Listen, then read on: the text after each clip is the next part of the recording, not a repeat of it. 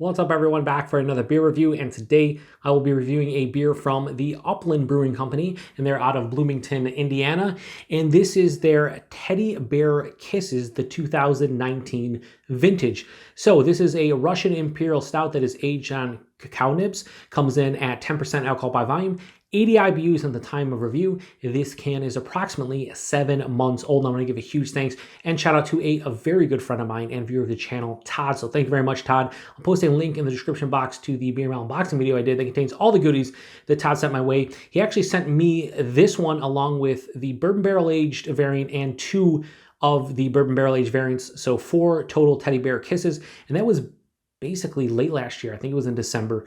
And I've been kind of sitting on them because, they're big beers. And I kind of wanted to do them, over the course of a week or two. I was going to do maybe this one and the barrel-aged one in the same video. But I was like, yeah, we'll separate them. It's tough always drinking like 2, 10, 11% beers in a single video. So, yeah, I've been sitting on them for a while. And I think Todd asked me a couple months ago, he's like, did you review those yet? Or did I just miss them? And I was like, you know what? It's time to review them. Of course, I went on a hiatus, a couple hiatuses actually, and they got pushed back a little bit. But excuse me, we should be fine. Russian Imperial Stout, aged on cacao, 7 months old, we should be good. So when it comes to Upland, I've reviewed, I think, one beer from them on the channel. It was their IPA, Juiced in Time. It was sent to me by Todd. Maybe it was a year and a half, 2 years ago.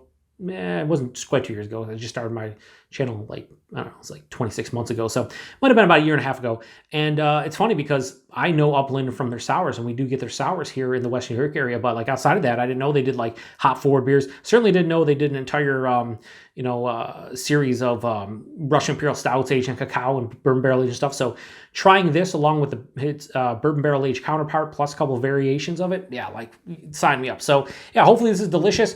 It is a Russian Imperial Stout and not a regular Imperial Stout. So I'm expecting a little bit more of like a bitterness and whatnot. But hashtag proper glassware. Oh yeah, it's pouring out. Beautiful. That's like rich motor oil. Yeah, that looks fantastic. That looks what I want, exactly what I want a Imperial Stout of some sort to look like at 10%. Yeah, pitch black, about a finger of this super creamy, fluffy, just amazing looking head that is basically a dark brown. Looks just, yeah, the looks on this, A++++, all the pluses. Looks fantastic. Looks like a nose. Yeah, I mean, kind of smells what you would expect from a Russian Imperial Stout that has cacao nibs in it.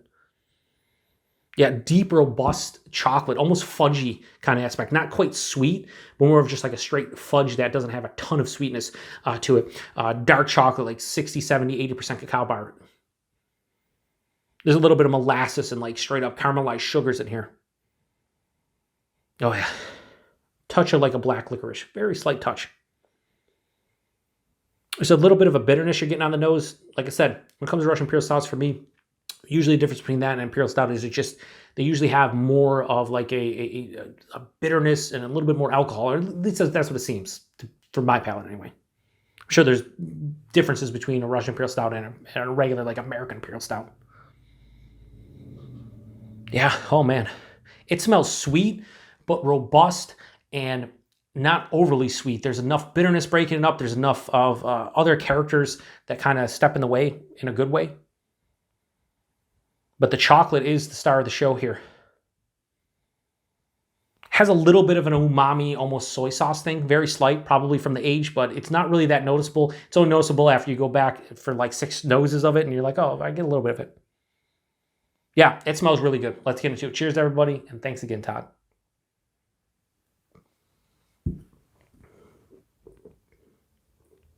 Yeah, here's the thing. Ooh. That's really nice. I was going to say something, but hang on.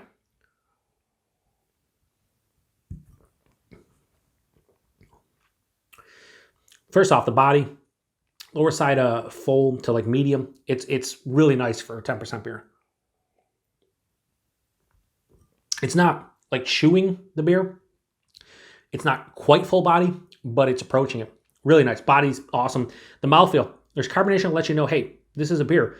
But it's also very soft and smooth. Not really creamy, but just like a soft smoothness to it. Almost velvety on the palate. So body and mouthfeel, really nice. The taste, the reason why I said, hang on, let me go back is in the nose, I wasn't getting like a substantial roastiness. I wasn't getting like a charred kind of component. I wasn't getting any coffee. And that's the first thing that hit me on the palate was all 3 of those things. Has a really roasted, almost charred malt kind of character to it at the forefront. After that, there's a slight bittering kind of coffee sensation, like a coffee roast. And that hits me right at the tip of the tongue and going forward a little bit. And then it transitions into that deeper, richer kind of like 60-70% cacao bar that has a bitterness that you get from a dark chocolate like that, but there's also a little bit of sweetness hanging around. Almost has like a mocha vibe to it, but without the like big sweetness you can typically get in like a mocha, like a coffee.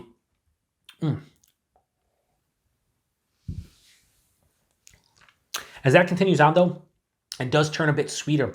That molasses kicks in, a little bit of like a vanilla too. That black licorice didn't really carry over, which is nice, because I do like black licorice, but like if it's going to be like the 6th or 7th character, that's fine. But I don't really want it to be a predominant note, and it's really not. There is no umami soy sauce on the taste. It was just kind of the nose. I was getting a little bit of soy sauce-esque kind of qualities. This one finishes with a moderate bitterness, but it's weird because it goes bitter at the forefront, then midway through the palate turns sweet, and then it finishes with a bitterness. Has a nice dry kind of sensation on the back of the palate, mixing in with that bitterness. Really drinkable too, because I think if this was too sweet, it'd be 12-ounce can I probably could put back, but I think the last 2 or 3 ounces you'd be like, too much. I think this has a beautiful mixture of the bitterness with the dryness and the sweetness. I think this one leans a little bit more bitter and dry in the back of the palate, but I think that's kind of welcome to my palate at this point. Yeah, I think the cacao nibs definitely show. They shine in this one. I think the base Russian Imperial Stout to this one is really well made, and I just think it's a damn good beer. A lot of times when I do these reviews, like the first sip or two, I always start thinking of like a score in my head for at the end. And when I first took a sip of this, I was like 4 out of 5. It's just a well-made Russian Imperial Stout. I taste the chocolate, it's nice. But as I continue drinking on it, and that char, almost roasted malt quality with that coffee kind of roast at the forefront, the fact that it balances out and kind of leans a little bit more bitter, and it has like a very big depth of flavor to this one, I then bump this one up. So I'm going to give Teddy Bear Kisses, the base 2019 vintage, a low 4.25 out of 5, and go 4.2 out of 5. I think it's a damn tasty Russian Imperial Stout that they are aging on cacao nibs. You get the cacao nibs in the form of like different nuances of chocolate in here. And I just think I would honestly like to taste just the base Russian Imperial Stout, like Teddy Bear, I don't know what they would call it, but like just the base Russian Imperial Stout without the cacao nibs. Just give me the beer by itself. I would love to compare it to this one because I don't know how much the cacao is influencing this beer in general. I think obviously the bigger chocolate character is coming from it, but like I think the base beer itself is pretty damn good. So yeah, I don't know. This is a pretty good beer. 4.2 out of 5. Teddy Bear Kisses, 2019 vintage. If you've had this one before, let me know what you think about it. Price and availability, I have no idea. So Todd, chime in with the price point on this one. I'd imagine probably, does this come in 6-packs, individual cans, 4-packs? I have no idea. I would probably pay for a beer of this quality $4 to $5 for that can. I think that'd be fair. If you're talking a 6-pack being in the $25 range, I could see that. I'd imagine it's probably even cheaper, probably in like the $18 to $20 range. But I would definitely pay probably $4 a can for that. No questions asked. It's that good.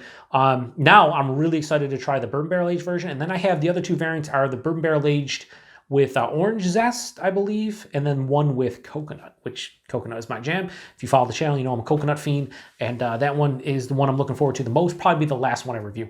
But yeah, anyway, delicious beer. Thanks again to Todd. Todd, once again, chime in with the price and availability. I'd love to know if you had to go to the brewery or if they showed up in local bottle shops, whatever the case may be, and what the price point is on it, because yeah, I'd just like to know, and I'm sure a lot of the viewers would as well. Thanks again sending this one my way, along with all the beers I just posted. By the time you see this one, you should see another beer mail that I posted from Todd, hooking me up some 450 North cans, slushies. Todd's just a great dude. Cannot thank you enough, Todd. Awesome dude, and appreciate everybody stopping by for another beer review here at the Beer Patrol. Oh, I didn't even say. The 10% drinks like it's 7, 7.5, 8 max. Definitely hides it well, and yeah, that's why I have to give it into the 4.25 range. It just does a lot of things well, very well. So once again, appreciate everybody stopping by. To the next one. Cheers.